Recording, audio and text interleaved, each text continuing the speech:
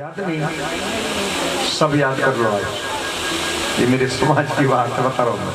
ओम नमो भगवते वासुदेवाय बोलेगा, 3 बार बोलेगा उनको। ओम नमो भगवते वासुदेवाय, ओम नमो भगवते, ओम नमो भगवते वासुदेवाय। ये महामंत्र है एकादशी का। कैसे भूल गए तुम? याद नहीं रहा? अभी बताया क्यों नहीं? फिर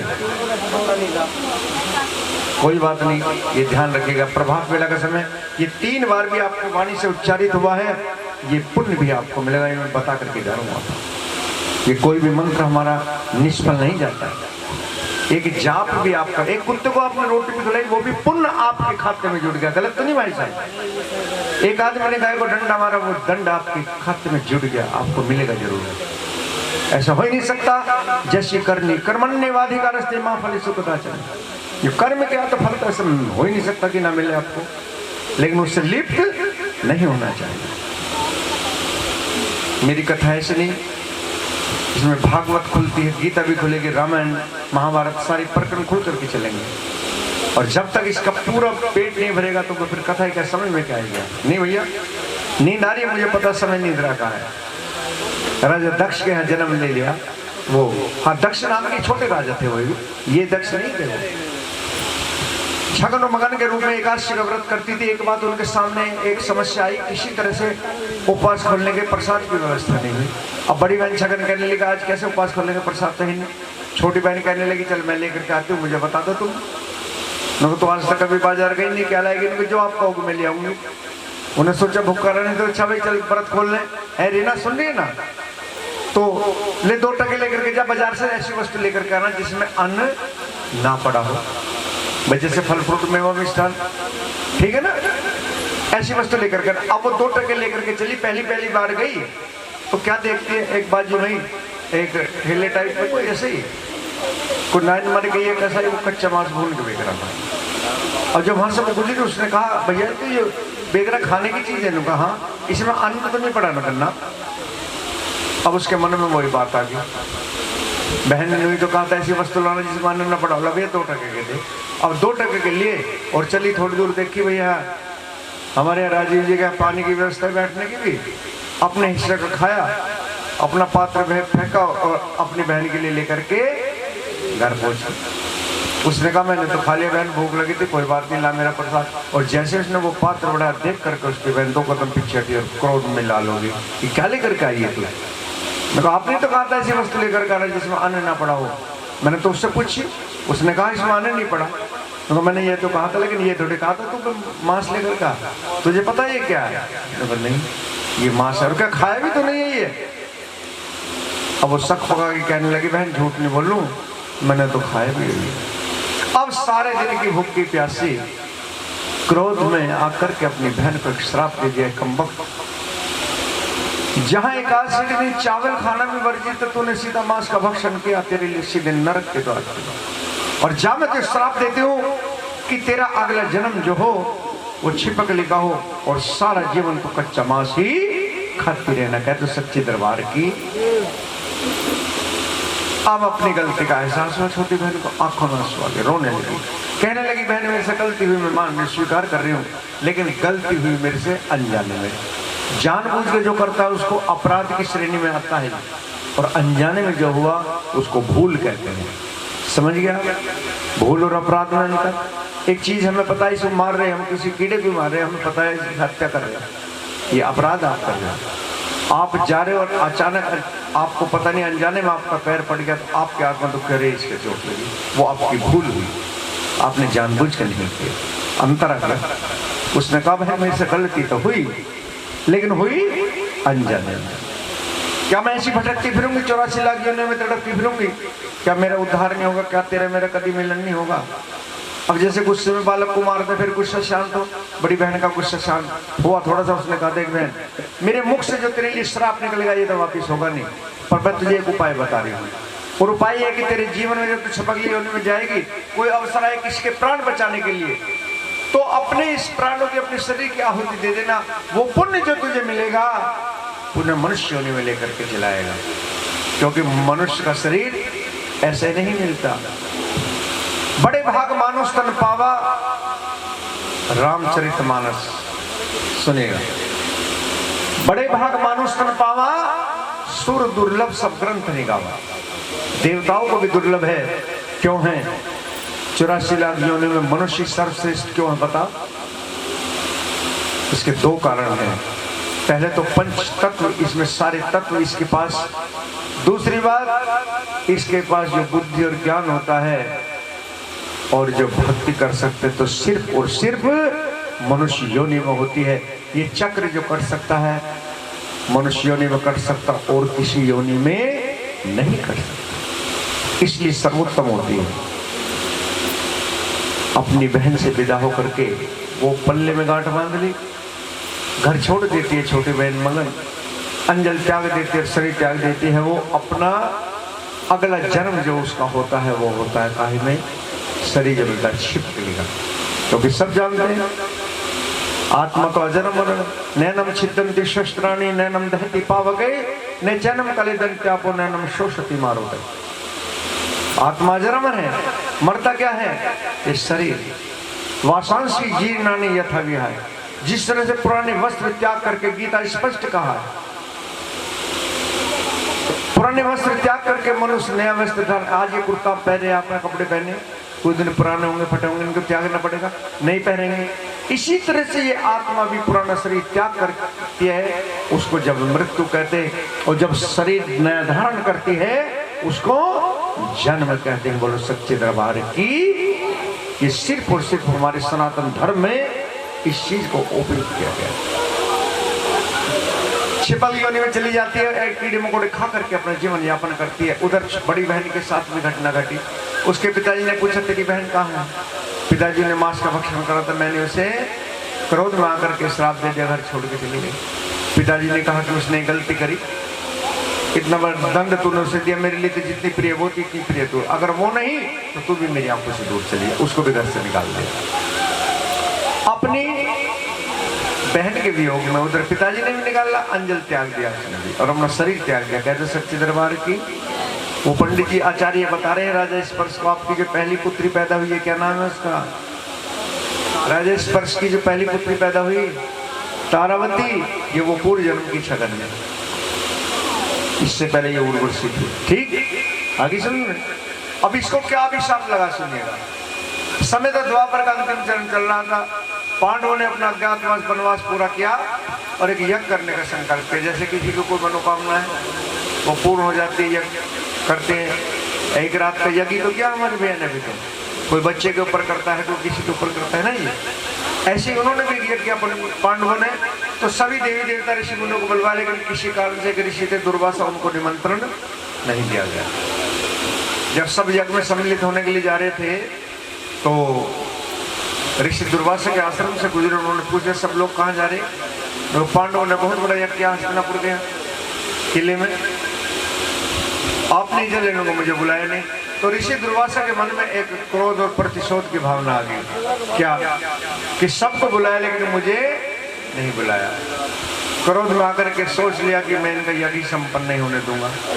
अपनी कुटी में बैठ गए योग साधना में और सूक्ष्म दृष्टि से देखते क्या पांडवों के यहाँ जहाँ यज्ञ का आयोजन हो रहा था, खीर का प्रसाद बन रहा था। आपको महक सी आई कुछ अभी? हलवे की ना, महाप्रसाद काहे का बन रहा था? खीर का बन रहा था। ये बात है ना, देख खाने की चीज को बहुत जोर है। कहते एक बार सच्चे दरबार की। हाँ, हंसते रहे तो ऐसी जब सुनते फिर बहुत अच्छी बात है भैया। तो महाप्रसाद भैया जो बन रहा था वो बन रहा था खीर का। और ऋषि दुर्वासा ने देखा कोई नहीं है इस समय पाकशाला में, जटा से दो बाल उखाड़े, एक को मंत्र के द्वारा बना दिया बाज, एक को बना दिया विशाल असर, और बाज को आज्ञा दी कि अपने पंजे में दाब करके जाकर खीर की कढ़ाई में डाल देना। सब प्रसाद खाएंगे, सब मारे जाएंगे और मेरा प्रतिशोध हो जाएगा पूरा जो मेरा अपमान इन्होंने किया।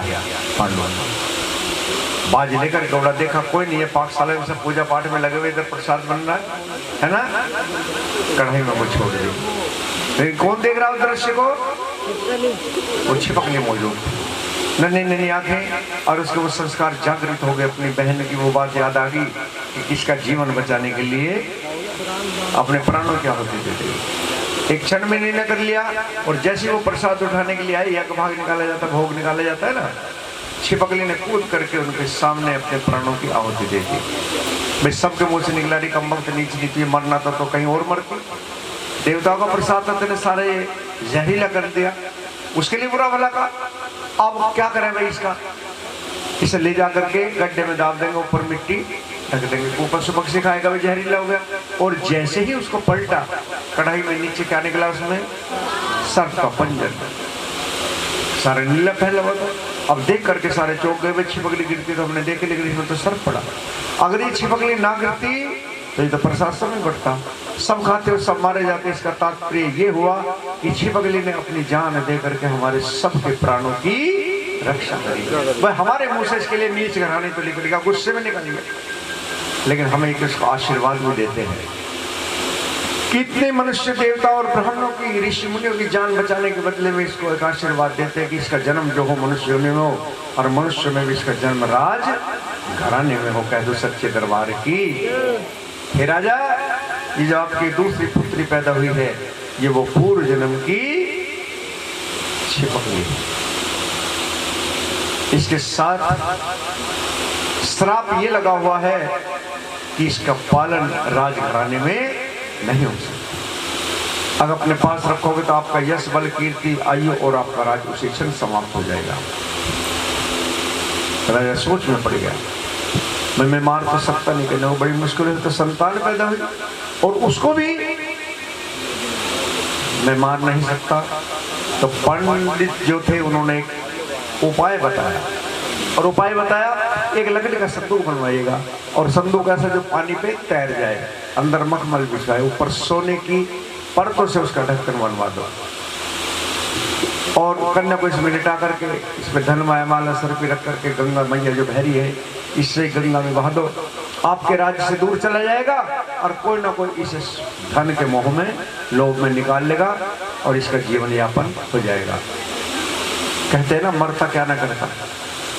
राजा ने ऐसी संदूक बनवा करके अपने पुत्र को बंद किया और गंगा माँ के हवाले कर दिया। बोलो गंगे मैया की।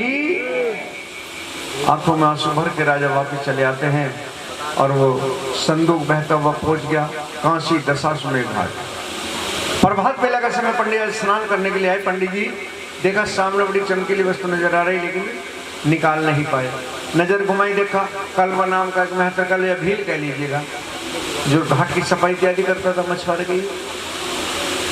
पंडित जी ने कहा, रे कलवा इधर आने, कहा गुरु जी इस सामने बड़ी चमकीली वस्तु नजर आ रही, निकाल करके निकाल लिया हूँ गुरु जी, मुझे मिलेगा क्या?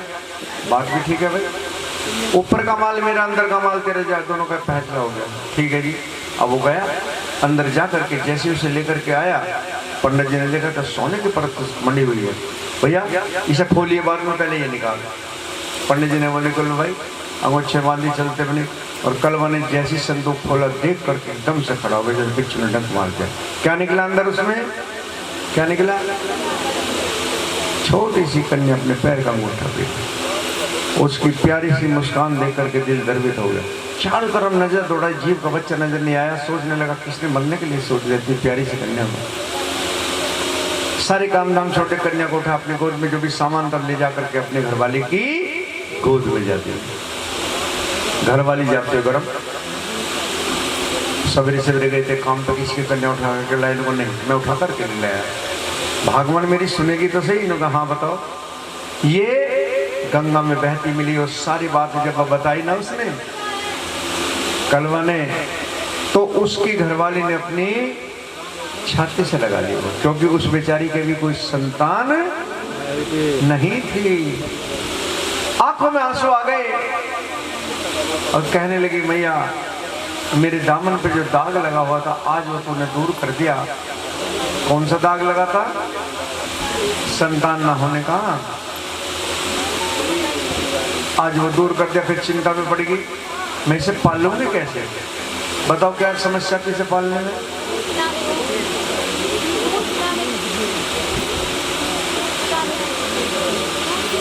दूध पिलाने के बाद। सही बात, पहली बार सही उत्तर दिया आपने। एक नु कह ले कल धन, मगर धन नहीं खाएगी। उस समय पाउडर के दूध भी नहीं चलते थे। सबसे बड़ी पहली जरूरत बच्चे को होती है माँ के दूध की। और दूध उसके बकरी उस निसंतान स्त्री के जो दूध के सुख स्रोत थे, जब उसके ममता उड़ी बच्ची की, उसके स्तन में दूध आना शुरू होगा और बच्चे की पालना शुरू होगी। बोलो सच्चे दरबार की। यह है इस माँ की कृपा। और यही कथा का सार भी है कि कैसे अपने भक्त की रक्षा करती है। नाम रख दिया रुकमन। क्या नाम रखा? रुकमन। पहले बड़ी बहन का क्या नाम है? तारावती। एक कहां पल रही है? राजमहल में, राजघराने में। दूसरी गरीब घराने में। कई शब्द हम प्रयोग नहीं कर सकते। जैसे मैंने भी बताया था, तुमने बताया, उसके संतान नहीं थी तो बहुत सी, चलो आपको तो मैं बताई, तो बहुत सी दलसूल कहते बांझ, एक तरह से दूसरे के लिए गाली होती है। हम अपने ढंग से इसको पलट देते हैं। हमारे पास शब्द भंडार है, निसंतानता। और यहाँ दूसरी बात कौन सी? गरीब घराना। ये नहीं कि भाई बहुत से कहते हैं नीच घराना। नीच क्या होता है? नीच तो कर्मों से होता है, जाति उसकी कुछ भी हो। एक ब्राह्मण ही है, वो काहे को ये मांस खा रहा, दारू पी रहा, दुनिया भर गायब कर रहा, तो फिर वो काहे का वो ब्राह्मण होगा? नीच कर्म, कर्म तो कर्म से नीचे। हम महर्षि दयानंद के शिष्य हैं और हमारा तो कर्म पे विश्वास है। जातिवाद को समाप्त कर दिया उन्होंने। उसने कहा जो ज्ञान और कर्म जिसके होंगे उसके अनुसार उसका विभाजन होगा। यही हमारा मूल नियम भी है। आइएगा कथा में। नाम रख दिया रुकमन, एक राजघराने में और एक गरीब घराने में। यही तो भाग्य की बात है। दोनों एक ही माँ की संतान, एक ही गर्भ से दोनों ने जन्म लिया, लेकिन दोनों के भाग्य जुदा जुदा। बात सही है जो बात मैंने अभी कही थी महर्षि पतंजलि का, कि जाति, आयु और भोग तीनों पूर्व जन्म के संस्कारों से मिलते। प्रमाणित होगी तो एक बार जरा ताली बजाओ, मुझे तो पता चले कि हाँ आपको समझी बात को। यह है वो महर्षि पतंजलि का योग सूत्र। मेरी पूरी कथा इस सूत्र पे आधारित होती है। कथा कहने वाले बहुत है, मेरे से बहुत अच्छे अच्छे, खूब गाकर भजन गाकर करते हैं, लेकिन मुझे तो भजन गाने का अवसर नहीं होता। मेरे पास तो मैटर इतना सारा है, मैं अपने ढंग से इस कथा को कहता हूँ। एक पूरे सूत्र पर पूरी कथा घूमती है मेरी, और ये प्रमाणित भी करके रहता हूँ। दोनों राजपुत्री, एक ही माँ की संतान, एक ही बाप की संतान, लेकिन दोनों के भाग अलग अलग। वो जो पूर्व जन्म के संस्कारों की पूंजी मैंने कही थी अभी, ये वो है। और दोनों जवान हो जाती हैं, और जब बेटियां जवान हो जाती हैं तो बेटियां तो पराई ही होती हैं। कुछ चीज ऐसी लोग जी वो सुना दो, बेटियां क्यों पराई हैं? अरे तो पागल हो रही, बेटियां पराई ना होंगी तो शादी कहाँ से होगी? दुल्हन कहाँ से होंगी? शादी कहाँ से होगी? तो संतति रुक जाएगी। नहीं, बाजी बाजी तो खूब कस्बे भी भाग है। ठीक है, विदाई अलग चीज है, लेकिन बेटियां पराई ही होती नहीं। प्रमाणित करके बताओ आप, एक अरबपति हो या खरबपति हो, कोई भी अपनी पुत्री को अपने घर पर रख सकता है क्या? विधान है। और कितने गरीब हो उसको भी एक दिन अपनी पुत्री को विदा करना होता। भाई साहब गलत बात है, सही बात है, बजाओ ताली इसी बात पे। ये सृष्टि का विधान है और इसको ना आप में तोड़ने की क्षमता और ना किसी और में। हमारी तो बात है। ठीक बात आई समझ में? एक जैनियों के ऋषि मुनि कड़वी बात करके उनको प्रवचन आ जाए कभी। मेरी कथा में भी कुछ ऐसे ही प्रभाव है उनका। थोड़ा सा कुछ बातें कड़वी होती हैं लेकिन सत्य भी होती है। कहते थे, किसकी बात कर रहा हूं मैं? तारा रानी। ठीक, गंगा के दो किनारे होते ना, और कहीं ना कहीं संगम भी होता है। इलाहाबाद प्रयागराज में नहीं लगा मेला, ऐसे देखिएगा। इस कथा में भी ऐसे होता है। उधर रुकमन भी जवान होगी और कैसे उनका मिलन होता है देखिए। कलवा चला उसके लिए योग बल ढूंढने के लिए, और ढूंढता उसी नगर में पहुंच गया जहाँ की महारानी तारावती थी। अपनी जाति में सुंदर सा वर देख करके रुकमन की शादी कर दी। रुकमन दुल्हन बनकर के उस नगर में पहुंच गई। रुकमन की जो सास थी वो तारानी के महलों में काम करने के लिए नौकरानी थी। पर कुछ दिन तो दुल्हन की बड़ी सेवा शुरू हुई नहीं, उसके बाद में फिर तो उसको काम करना ही था। कहने लगी चल मैं तुझे वो जगह दिखाऊं जहाँ काम करने के लिए जाना पड़ता है। ठीक है माता जी चलो। अब लेकर के रुक्मन के साथ रुक्मन को पहुंच गई महारानी तारावती के महलों में। यहाँ देखो संगम यहाँ हुआ उनका, कैसे मिलन हुआ। महारानी तारावती अपने सिंहासन पर बैठी थी और ये पल्लू करी हुई थी लाल जोड़े में, जैसे हमारी रीना जी ने पहनी है लाल साड़ी। प्रणाम करा जाकर के और महारानी ने पूछ ले, तेरे साथ सुंदर सी लाल जोड़े में कौन स्त्री है, कौन युवती है, किसको लेकर के आई है? तो महारानी जी ये मेरी पुत्र वधू, मेरी बहू है और मैं इसे परिचय कराने के लिए लाई हूँ। अब से काम करने के लिए आया करेगी। मेरा स्वास्थ्य अब ठीक नहीं रहता, वृद्धावस्था भी हो चुकी है और अब से काम नहीं करेगी। कोई बात नहीं, तुम नहीं है तो भाई ये कर लिया करेगी काम, मुझे कोई आपत्ति नहीं है। पर एक बात है, कभी गलती होते से माफ करना। पर मेरे मन में एक बात है, आपका चेहरा देख करके मुझे याद आ गया कि मेरी बहू भी बिल्कुल हूबहू सुंदरता में आपकी तरह है, आपसे कम नहीं है महारानी जी, बुरा मत मानियो। फिर हाथ जोड़ लिए, कह भी दी सारी बात, फिर हाथ जोड़ लिए।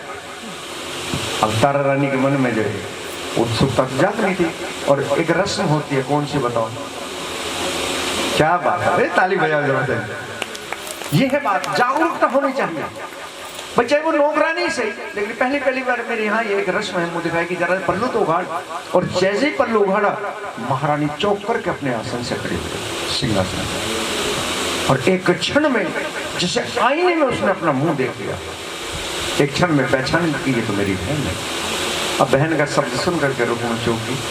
महारानी जी, हम तो एक नगर के भी नहीं है, आप राजरानी, छतरानी में, नौकरानी में, मेहतरानी हो, आप कैसे में इधर आ? सास खड़ी है वहां, 4 कदम दूर लेगी। अरे सुन रही हो तुमसे पढ़ने वाले, सुन रही हो ना? हाँ, ऐसे हंसते रहो, पता चलता है ना। बूंद पड़ जाने दो, जो पड़ेगी पढ़ने दो। शगुन है, कोई बात नहीं, कोई बात नहीं। 10 मिनट के अंदर आपकी कथा 5 बजे हमारा विधान है, हम कथा को समाप्त करते हैं। क्योंकि तारों के चाल में बहुत से बैठे, 7 बजे लोग पीस ना लेके बैठ जाए, ऐसा नहीं होता हमारे। हम विधान के साथ हर चीज ब्रह्म रूप में। पंचमेवाओं को प्रसाद करो, हलवे चने का प्रसाद भी मंगवा लो बाबू। तो क्या हुआ जी, किसी को और भेजे, इनको मत उठाना 5 मिनट के लिए। 11 दोने में हलवा ले आओ, हलवे चने का ढक करके थाली में ढक करके उसे लेकर करना। आओ जी, कथा में चलिएगा। कहाँ से कथा में बताऊँ, मैं बोल देख करके वो पहचान की, तो मेरी बहन है, मैं आपकी बहन कैसे हो सकती हूँ? एक अभिशाप के कारण मेरे माता पिता ने गंगा में बहा दिया था, तो मेरी वही बहन है और मेरा तेरा तो कई जन्मों का रिश्ता हम सब भूल जाते हैं। अब से पहले हमें पता नहीं कितने जन्म लिए होंगे, किससे क्या संबंध रहा होगा, ये पता थोड़ी रहता है, भूल पड़ती है। लेकिन ये हमारे संस्कार जुड़े रहते हैं।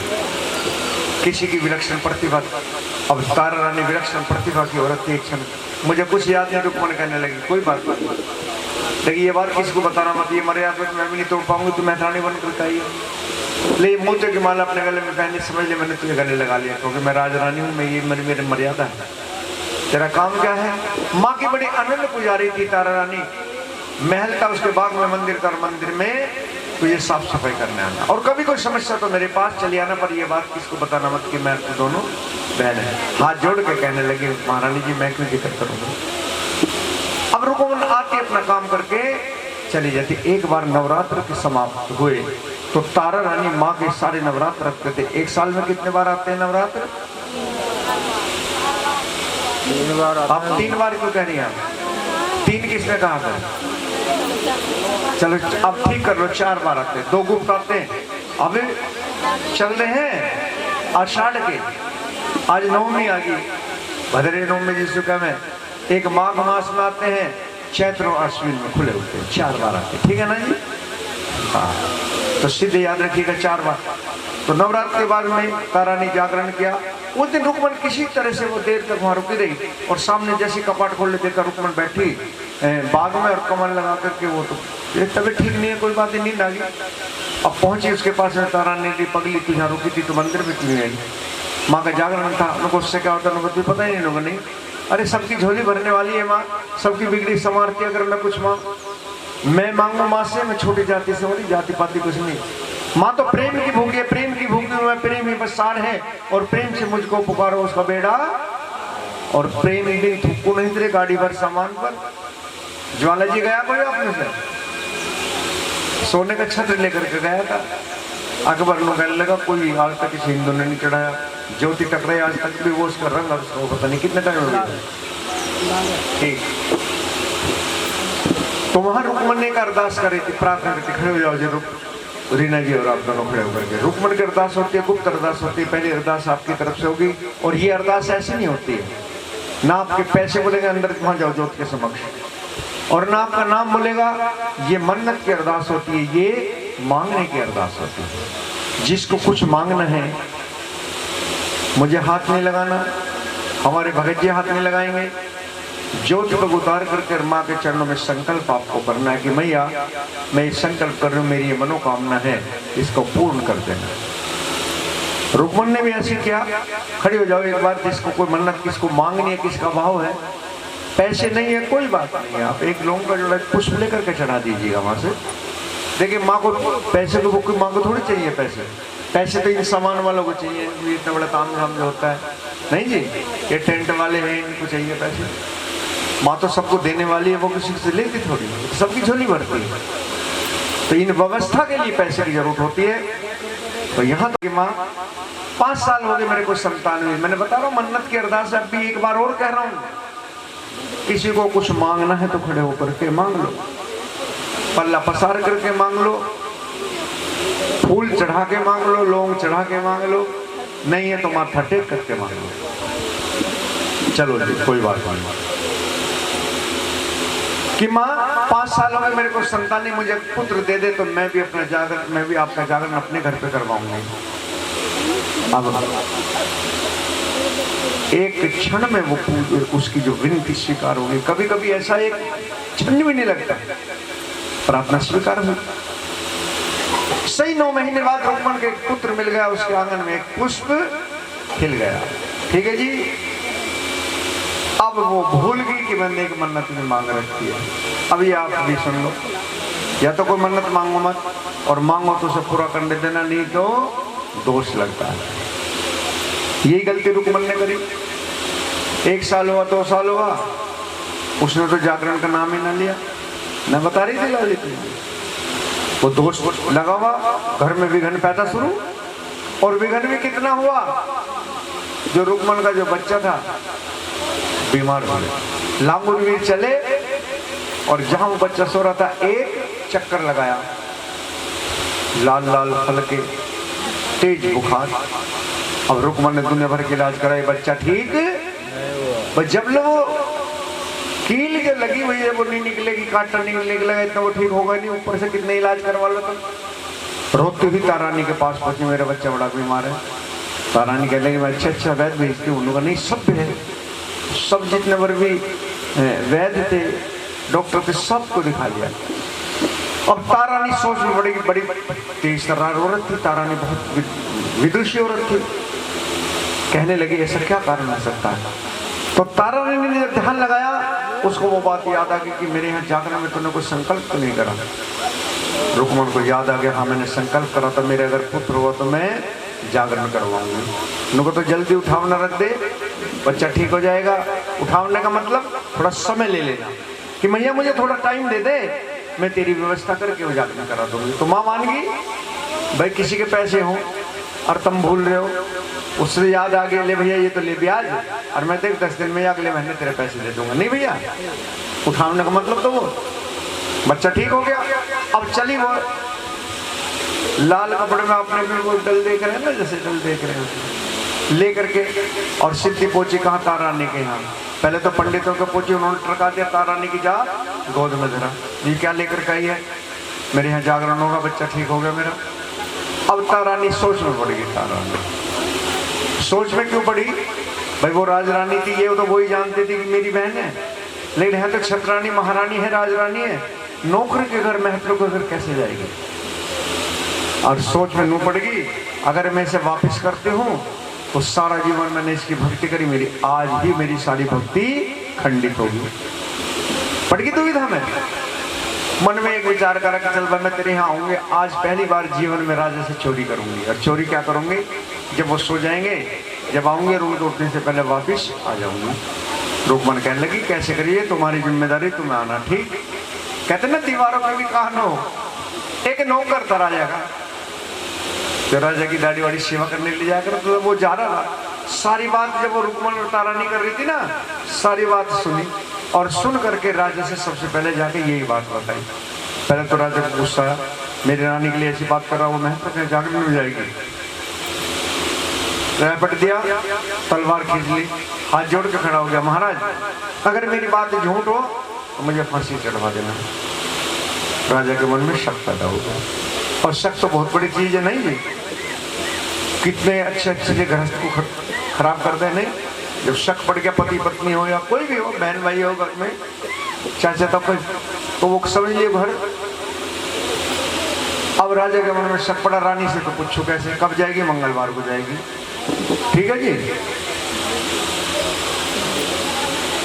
मंगलवार का दिन आ गया, राजपाट के काम जल्दी निपटाए दरबार के, और शाम ढलने से पहले ही राजा महलों में आ गया। रानी को बुला लिया, अपने पास बैठा लिया, फल मंगवा लिया, चक्कू मंगवा लिया, और जानबूझ के फल काटते काटते अपनी उंगली में एक घाव कर लिया। क्यों करा घाव बता? नींद ना आवे, बस सही बताया तुमने, इसका मतलब ठीक सुन रही हो। इसमें दर्द होता रहेगा तो मुझे नींद नहीं आएगी, जब नींद नहीं आएगी तुझे कैसे जाएगी, ठीक। पट्टी बंधवा ली और राजा से, रानी से राजा ने कहा कि मेरे सिर में इतना दर्द है, मेरा सिर फटा जा रहा, मेरा सिर भी दबा। अब रानी आज्ञाकार नहीं मने, कैसे करे, सिर दबा रही है अपने। सोचने लगी सारे काम उल्टे हो रहे, फल काटने के लिए नो करते मैं काट देती, आप फल काटे, उंगली कटवा ली और सिर दबा रही। समय हो गया जागरण में जाने का, कैसे जाऊं, कैसे जाऊं मैया मैं तेरी पूजा में। मन में वही भाव और सच्चे दिल से जब पुकार करी तो कहते हैं कि पवन रूप में खिड़की से हवा का झोंका आया और राजा की आंखों में समा गया। राजा को दर्द के बाद भी नींद आ गई। रानी ने सहज के अपने पैर निकाला, सिर दबा रही थी ना, तकिया नाड़ के नीचे लगा, देखा दरबान को की जगह चार खड़े, क्या करा, साड़ी की रस्सी बनाई, खिड़की से उतरी और पहुंच गई रुक्मणी के यहाँ जहाँ जागरण। एक पैर बीता, दो पैर बीता, आखिर राजा की आंख खुलते राजा एकदम से चौंक कर उठा, देखा रानी गायब। इसका मतलब जो मेरे नौकर ने बात कही थी वो सत्य निकली। दरबार से पूछा, महाराजा से कोई नहीं गया है? नजर घुमाई, देखा साड़ी की रस्सी बना की तलवार लगाई, क्रोध में बबलता हुआ राजा उतर करके खिड़की से पहुंच गया रुक्मणी के यहाँ जहाँ जागरण। और जागरण किसका हो रहा था? ये जागरण है वैष्णव जागरण। कौन सा है? उसके यहाँ जागरण हो रहा था काली का जागरण, उसमें तामसिक भोग लगता है। बस इतना नहीं बताऊं, वो खोल कर बताऊं। आपने भेंट काय की चढ़ाई, वहां भेंट काय की चढ़ती है, मांस मदरा का भोग, बस इतना ही बोल, ठीक है जी, क्या बात है। आइएगा, अब बंद दरवाजे में वो जागरण, खुले में नहीं होता, वो अंदर ही सारे काम हो। जब तक वो सारे काम न हो इतने कोई बाहर नहीं निकलता। राजा आए और देखा झरोका, और सामने क्या, खड़ी हो जाओ, आपकी बहन है या कोई दोनों की छानी? आपकी बहन नजर आ रही है मुझे, कहाँ है? खड़ी हो जाओ, दोनों आओ ना। अरे खड़ी हो जाओ, सही पहचान रहा ना मैंने, रीना?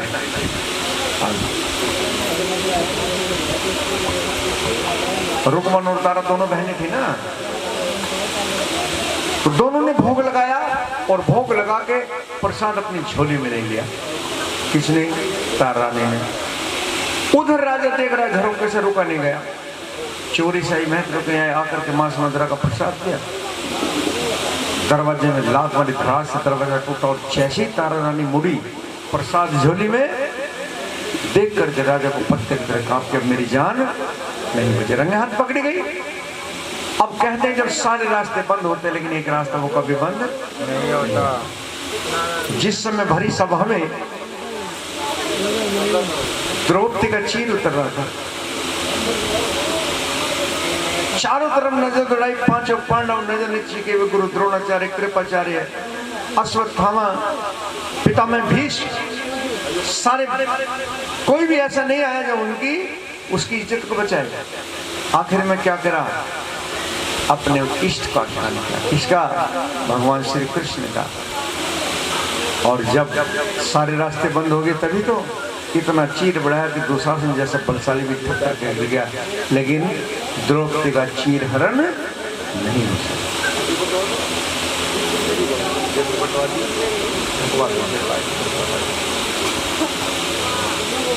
आओ जी, तो तारा रानी ने किसका ध्यान किया? माता और माँ की। इसके बारे में जरा सा बता दूं, मुझे पता नहीं वैसे कुछ भी ना, मैं ज़्यादा जानता, लेकिन जितना जानता हूँ तो कहीं बगैर मैं मानता नहीं। ये मेरी आदत है। ये शक्ति कभी अपने आप में अकेली नहीं होती। सुने बेटा, खास करके ध्यान करके सुने। इसके साथ 52 कलवा, 56 भैरव और 64 योगिनियाँ इसके साथ होती है। कितनी? जो इसकी माया कहते हैं ना, माया। इसे कुछ करने की जरूरत नहीं। जैसे प्रधानमंत्री ना, उसका एक मंत्रालय होता है, अलग अलग सारे कार्य बटे होते हैं, ऐसे ही इसके कार्य। बस माँ के तो चरणों में प्रार्थना करने की जरूरत थी। माँ ने अपना करिश्मा दिखा दिया। राजा ने कहा, दिखा तेरी झोली में क्या? मेरी झोली मत देखो, मेरी झोली में माँ का पंथ बताता हूँ।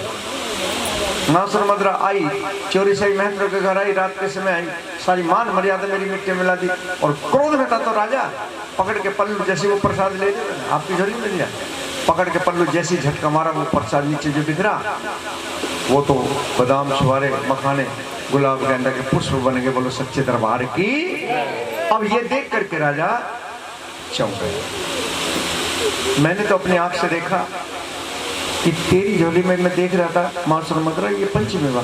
लोग महाराज यही तो मेरी माँ का पंथ की दिखता तो क्या होता, यथार्थ में क्या है, ये मनुष्य की बुद्धि से भी परे की बात है। अब राजा का क्रोध तो गया दूर। एक हट पकड़ ली राजा ने। कौन सी हट होती है? एक तो बाल हट, एक राज हट, और कौन सी हो तीसरी? त्रिय हट। मैंने नहीं की, तुमने बताई। मोदी नगर में मैंने ये बात कह दी थी एक बार शुरू में, त्रिय हट, तो कई औरतें कैडी कैडी से देखने लगी। मैं उस दिन से बाद में अपनी जुबान से मैंने त्रिय हट कही थी। मैं आपसे कहा दूं जैसे इन्होंने अभी कही है कि नहीं कही? मैं इनसे कहा दूं अपनी जुबान से, अब मेरे पे दोष नहीं रहेगा ये।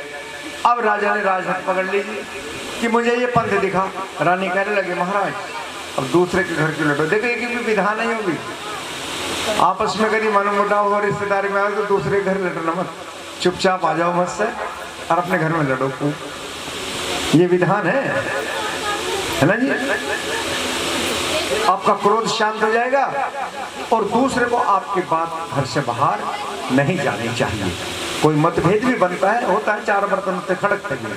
आ जाओ जी, नारियल नहीं चढ़ाया जिसने, वो नारियल चढ़ा दो। जिसका नारियल लेकर गए ना रह रहा है तो वो चढ़ा दो। अभी समय है, कथा समाप्त होने से पहले आप चढ़ा सकते हो। कथा में बताओ कहाँ रहे थे, बताओ किस जगह? राजा और रानी दोनों महलों में वापस आए। चलो महाराज फिर घर चलो। जिस कक्ष में राजा रानी खड़े थे, माँ की पूजा नहीं तो थी, पर माँ से प्रार्थना करके माँ ने अपनी माया फैलाई। रानी ने कहा, महाराज ये जिद छोड़ दो, आप मुझे जो चाहे सजा दे दो कि मैं वहां गई, लेकिन ये जिद छोड़ दो। नहीं, मैं सजा नहीं दूंगा, मुझे तो ये पंथ दिखा दे। ये रहस्य है तो है क्या? पंथ कैसे किसी भी धर्म के गुप्त रहस्य को पंथ कहते हैं। ठीक है जी, आगे समझ में शब्द का अर्थ आ गया समझ में। और राजा ने तो हट पकड़ ली और रानी कहने लगी, महाराज पर तो ठीक है, ये दुधारी तलवारें इधर पड़े उधर मार करे, मुझे मत कहना, इसके लिए इतना आसान नहीं है। क्या करना है, वो करने से पहले मुझे वचन दे दो। पहले बच्चे बोलो मत भाई, 3 वचन ले लिए राजा से। क्या करना? इसके लिए पहले तो बलि देनी है, भेंट देनी है। और बलि किसकी देनी है? संसार में जो भी सबसे प्रिय हो। अब सरवर का नाम का नीला घोड़ा था राजा का। राजा ने आदेश दिया, ला करके खड़ा कर दिया नौकरों ने। रानी कहने लगी, महाराज ये तो मैं मान लूं कि आपका प्रिय है घोड़ा, लेकिन इससे भी प्रिय कुछ और है। क्या था इससे प्रिय? बेटा। अब बेटे का शब्द सुन करके राजा के पांव की जमीन खिसकी। पर रानी अपने ही पुत्र के, ये तो पुत्र तो तेरा भी इतना, मेरा इतना, उसके बलि लेगी? तो महाराज यार तेरे मेरा कसम, कसौटी पे कसा जा रहा था ना। अपने वचन से फिर जाओ, अपनी जिद छोड़ दो, क्योंकि ये हो नहीं सकता, तो फिर तुम्हें ये भेंट देनी पड़ेगी। अपने घोड़े और अपने पुत्र के 108 टुकड़े करके प्रसाद बनाकर मेरी माँ का भोग लगाओ, तब मैं आपको वो पंथ दिखाऊंगा। 108 टुकड़े क्यों कहे पता? अरे सुन ले तुम, दुर्गा सप्तशती में माँ के 108 नाम है। कितने नाम हैं? जिस माला के हम जाप करते हैं उसमें मोती कितने होते हैं? समझ में आ गई बात?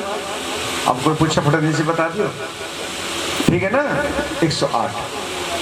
अब राजा सोच में पड़ गया कि अगर मैं अपने वचन को निभाता हूं तो मेरा वंश का नाश हो जाएगा। लड़के एक ही तो पुत्र है, और वचन तोड़ता हूं तो हजारों साल की मेरे जो पुरखों की जो मर्यादा है अपने वचन से ना फिरने की, आज वो टूट जाएगी।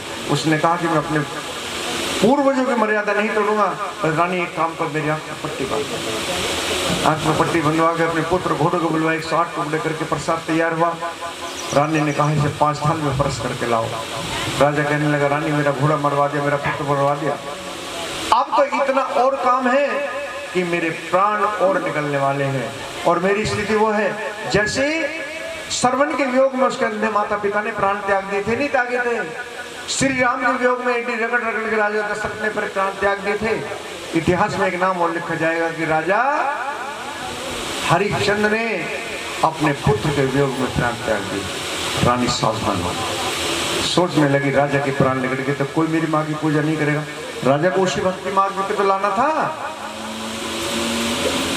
रानी ने कहा, महाराज 5 थाल में परस करके लाओ और अपने घोड़े को एक आवाज लगा दो, मेरा घोड़ा मरवा दे, जिसको तो प्रसाद बता रही है।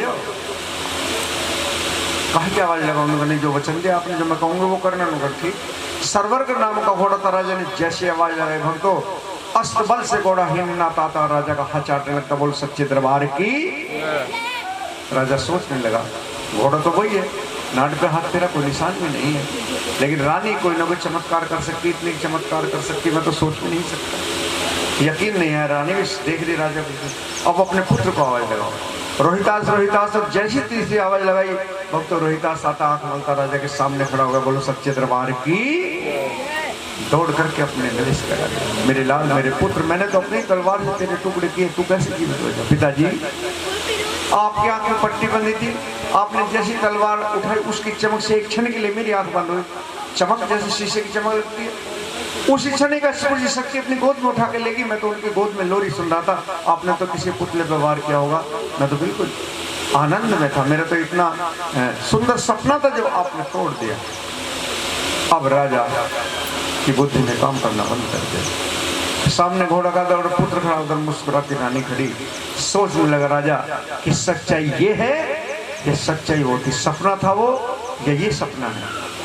आखिर बुद्धि ने काम करना बंद कर दिया। जिस रानी के प्राण लेने के लिए राजा तैयार था, उसके सामने दोनों हाथ जोड़ के खड़ा हो गए थे। नू कहने लगा, रानी तू सच्ची, तेरी भक्ति सच्ची, बस मुझे नू बता दी ये करिश्मा हुआ तो हुआ।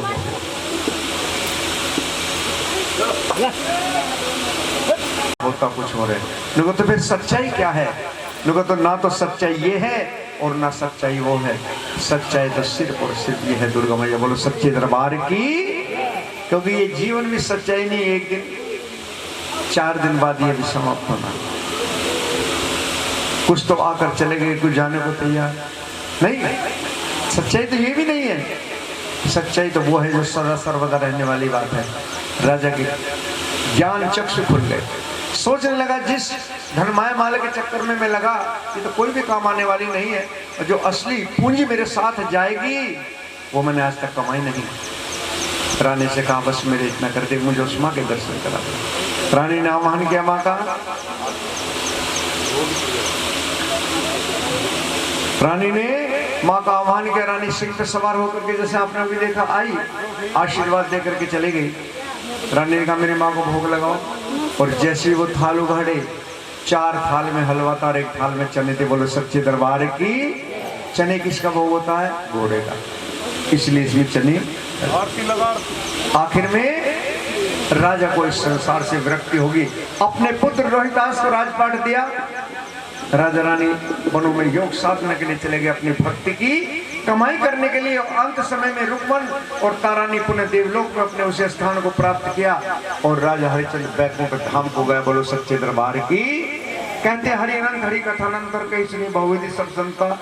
अनंत इसकी शक्ति, अनंत इसकी गाथा है। ना हमारे पास इतना ज्ञान है ना इतनी शक्ति, लेकिन जैसे भी बन पड़ा या देवी सर्वभूतेषु अक्षर रूपेषु। थोड़ी भी बात समझ में आई तो इस परिवार के लिए और हमारे भाई राजन जी के लिए, सीमा जी के लिए एक बार जरा ताली जरूर बजाइएगा, क्योंकि ये अवसर पुनः मिला।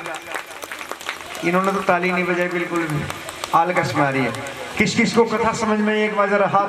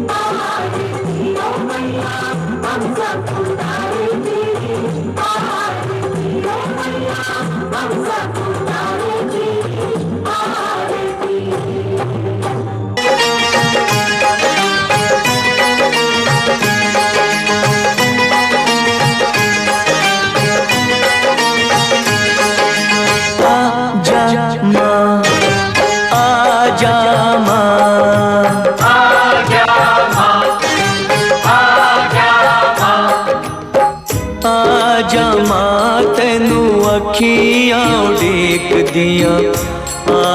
मां तैनू अखियां उड़ीक दिया, आजा मां तैनू अखियां उड़ीक दिया, आजा मां तैनू अखियां उड़ीक दिया, अखियां उड़ीक दिया, अखियां उड़ीक दिया, दिल वाजा मारदा आजा मां, आजा मां,